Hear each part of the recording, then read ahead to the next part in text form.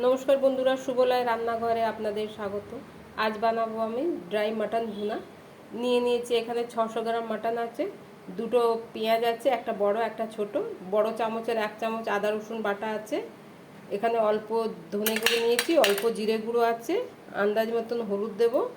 গোটা গরম মশলা নিয়েছি, কয়েকটা কাঁচা লঙ্কা নিয়েছি। আর এই গোটা মশলাটা আমি ড্রাই রোস্ট করব মশলাটাকে। এতে গরম মশলা আছে, ধনে জিরে। এই যে আমি মশলাটাকে সব বেটে নিচ্ছি। প্রথমে পেঁয়াজটাকে কেটে নেব। প্রথমে আমি মশলাগুলোটাকে একটু গরম করে নিচ্ছি।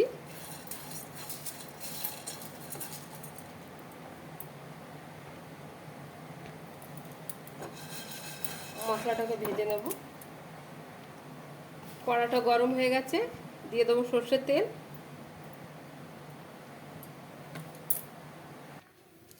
তেল গরম হয়ে গেছে, ফোড়নে দিচ্ছি তেজপাতা, শুকনো লঙ্কা, দেবো দারচিনি, দুটো এলাচ, 4টে লবঙ্গ,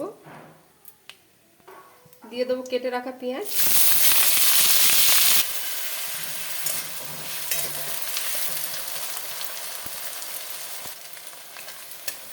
পেঁয়াজটাকে আমি একটু লাল করে ভাজবো। আমার পেঁয়াজটা ভাজা হয়ে গেছে, দিয়ে দিলাম আদা রসুন বাটা। এখানে আমি বড় চামচের 1 চামচ দিয়েছি আদা রসুন বাটা। দিলাম ধনে গুঁড়ো, ছোট চামচের 1/2 চামচ থেকেও কম আছে।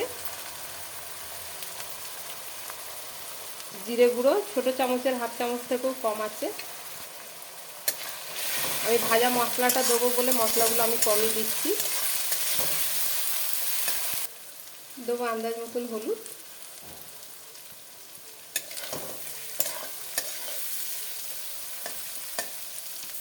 দিয়ে দেবো চেরা কাঁচা লঙ্কা,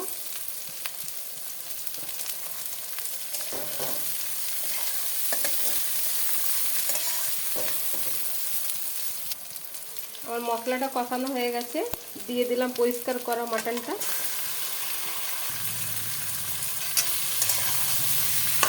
ভালো করে কষাবো মশলার সাথে।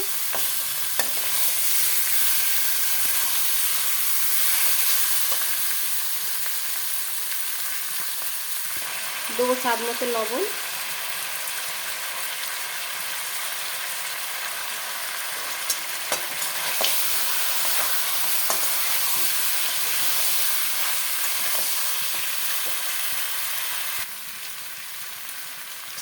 মটনটা কষা হয়ে গেছে।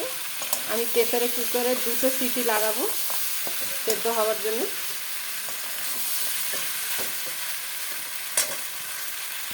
আমি প্রেসারে মাটনটা দিয়ে দিয়েছি, 2টো সিটি লাগাবো গ্যাসটা কমিয়ে দিয়ে। এমনি কড়াতে সেদ্ধ করা যেত, কিন্তু অনেকটা সময় লেগে যেত বলে আমি প্রেসার দিলাম।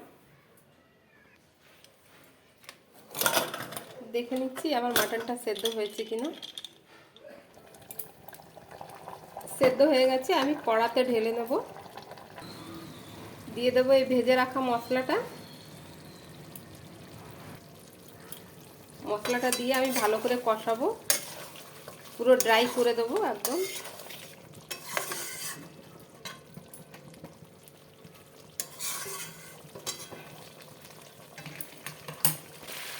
আমার মাটনটা রেডি হয়ে গেছে, দিয়ে দেবো গরম মশলা,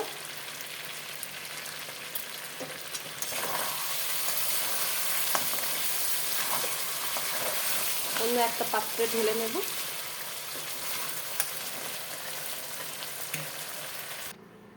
মাটন ভুনা রেডি হয়ে গেছে বন্ধুরা। যদি আপনাদের আমার এই ভিডিওটা ভালো লেগে থাকে তাহলে লাইক কমেন্ট সাবস্ক্রাইব অবশ্যই করবেন। ধন্যবাদ।